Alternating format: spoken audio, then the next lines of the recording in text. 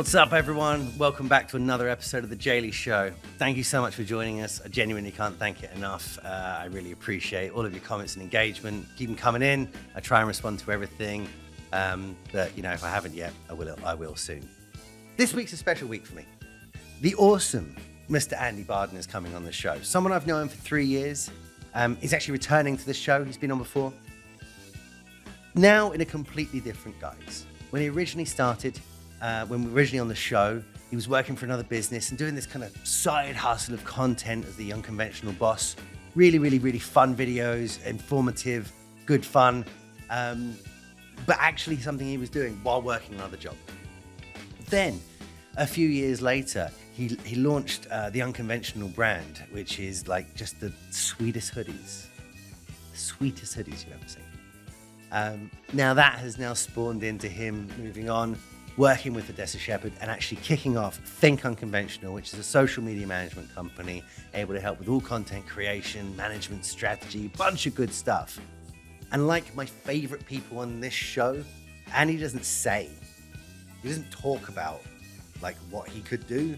He talks about what he has done and he uses that experience to be great at what he's doing. And you can hear in the show tons and tons of times in Andy's life, he's seen success and then been like, we could do this like this now. And that for me is the most exciting people, the ones who have had success, seen success, know what it's about, and then can lean into that, as opposed to someone just being like, hey, I'm a guru today. Today I'm a guru and I'm going to be amazing. It's absolutely not Andy's speed, and you're going to hear that in the show. Please keep any of your ideas for guests or who you want to be on the show or what I said wrong, any comments like that coming in. And if you're on YouTube, please hit like and subscribe. Apparently it helps some sort of algorithm. Just hit the button. I don't know. We'll see what happens. But in the meantime, check out the wonderful, the phenomenal, the lovely, my friend and yours, Mr. Andy Barden. Ooh, and we are live. Yes, we are live. Welcome back to another episode of The Daily Show. We're here every couple of weeks with influencers, friends, Romans and countrymen from all over the net and mostly LinkedIn, where all my friends hang out. This week, we have an awesome guest who has taken firstly, you know who he is. You've met him, you've seen him, you've already enjoyed his content. You're a fan. If not, that's all about to change. But for those of you who do know Andy, he has changed and had a big flip in what he used to do. And he's taken all those skills of why we know him and now offering it out to use lovely people. What a giving guy. So without further ado, the wonderful, the fantastic, the bombastic Mr. Andy Barden.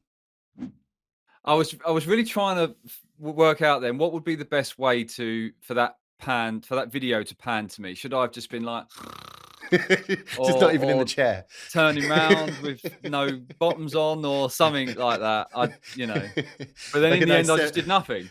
A nice 70s like, oh, hi. Yeah. And where's your home voice? Thank you very much for that intro. No worries. I wrote it many weeks ago. For the people out there, and just change the name. That's right. Yeah. It's, anyone with a B is bombastic. Change approved. They are now. So for anyone out there who hasn't already followed and hasn't already seen your content, tell the peeps a little bit about yourself, Andy. Oh, wow.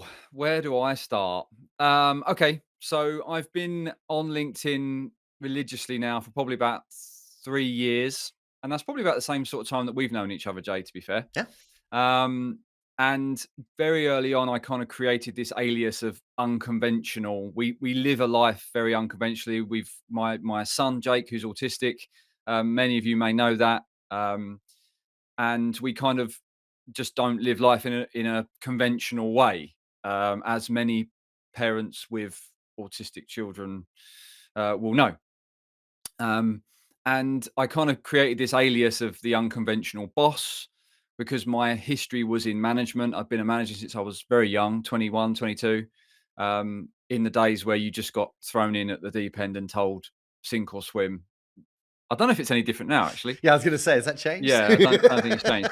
And then, so the unconventional boss was there and I was creating content around management leadership, doing it in a fun way and creating some videos and some sketches. And they kind of got some traction. And then Unconventional Apparel became a thing last year that we launched, my wife and I, because had some hoodies made, and I all of a sudden was getting inundated with messages saying, "Where'd you buy the hoodies from?" And I'm like, "You don't. I literally Wait, just wait, had wait, these wait. made." Wait, did you get the unconventional hoodies just for like the family? Yeah, Just for, you're kidding and me. for the videos, for my social media videos. Sure. And it was like I wore one day, and it wasn't anywhere near the quality of the finished product that you see before you and that you have in your wardrobe. Um, and I got messages from like people saying, "Where's my Where's hoodie? mine? Like, Where's mine? where can I buy these hoodies?" And I'm like, "You can't." But I had so many messages that I said to Linz, um, "Could this be a way of getting this message out there of unconventional and living the life you want to live, and it's okay to be you, and kind of everything that goes with unconventional, and inspiring and encouraging people to be themselves, regardless of labels and all the rest of it that obviously we all live with, and people to more extent than others." And she was like, and she's not a risk taker, Lynn. She's very much not the risk taker. She's very much like, oh, but she was all for it. She said, "Yeah, I think it's a great idea." She loves it. The kids love wearing their stuff. And this was like last January, February, we decided to do it. And it kind of launched in June. And and we'll go on to this at some point in the chat. But it had a fantastic 6, 7 months. People really bought into it. We sold a ton of hoodies. We've got t-shirts now, which have sold really well. So that that's kind of where the unconventional brand really took off to the next level. But I always knew that it selling hoodies, especially when you have them manufactured in the UK, because I really wanted to support UK businesses, the margins are tiny. So that was never going to allow me to leave employment and um, do something that I really wanted to do. So I always knew that I wanted to take the unconventional brand message, thought process of doing things differently, embracing differences, to a more service-based model that perhaps helps clients and businesses. And because I'd been so in the thick of LinkedIn for so long by this point, I was like, I I I need to help businesses that don't understand how to use LinkedIn and don't understand the power of it. To I need to help them embrace it and actually show them what it can do for their business, because I saw what it did for mine. And that was all while I was working, by the way. I was employed all the time I was doing this. And that's a really important message. Like the amount of like I didn't know that at times. At times I was like, unconventional brand must be his full-time gig. He must have a warehouse somewhere just pumping this stuff out all over the world because the messaging was so strong. And even with the unconventional boss, same kind of thing. Like I knew you. I know that I talked to you about, and actually I knew what you did. But the messaging wasn't necessarily based around what you were doing. You weren't like, one post for you and another post for the company type thing, talking about printers or something. You know what I mean? Instead, it was like specifically all one message and really entertaining as well, but also like value driven. Like I'd walk away with it and be like, ha ha ha ha ha. No, he's right. Yeah, good point. Um, but I think it's actually really interesting hearing like that journey of yours because it feels like you've done and then used that experience to then start something else as opposed to most people be like, babes, we're going to start a clothing brand, it's going to get the message out there before they've got anything or whatever, but you're actually getting requests before being like, I guess I could sell some if people are going to buy them. People are asking me to buy these.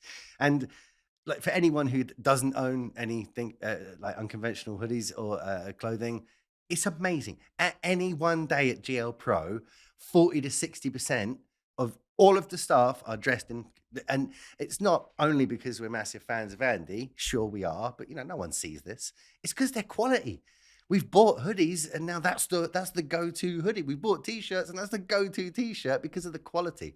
I think you've really taken it and it felt like it meant something.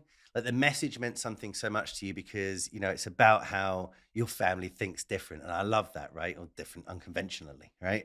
Um, But for that reason, you couldn't have some knockoffs made a million miles away, sent that you wash them twice and they're falling to pieces because, like, that message is like not your son's message, but it is brought out of the, your family unit, like your messaging, your personal messaging. And it, like, honestly, as cliched and cheesy as it sounds, like you can feel the love in even in the hoodie.